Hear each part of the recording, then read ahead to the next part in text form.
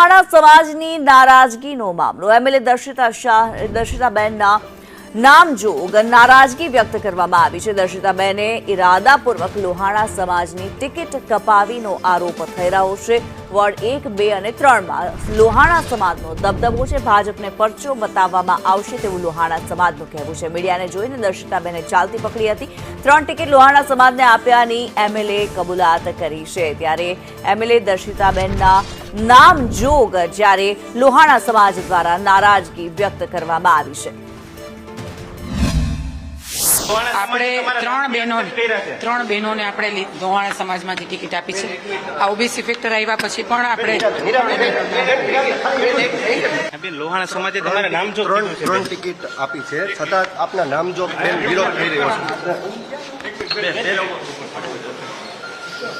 છે। બેન શું કહેશો તમે 3 ટિકિટનું કહો છો બેન? દર્શિતાબેન, રઘુવંશી સ્વાભિમાન સંમેલનનું આયોજન કરવામાં આવેલ છે અને આ આયોજન જે સ્થાનિક સ્વરાજની ચૂંટણીમાં રઘુવંશી સમાજને જે ટિકિટ ફાળવણીમાં જે અન્યાય કરવામાં આવેલ છે તેના વિરુદ્ધમાં છે।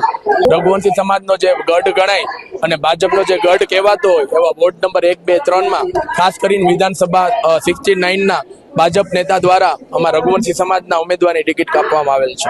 ના 100% અમે ભાજપ વિરુદ્ધ મતદાન કરશું અથવા તો અમે નોટામાં કરશું। અમારો ગોલ આગળ વિધાનસભા 69માં રઘુવંશી સમાજનો ઉમેદવાર હોય એ અમારી માંગણી છે।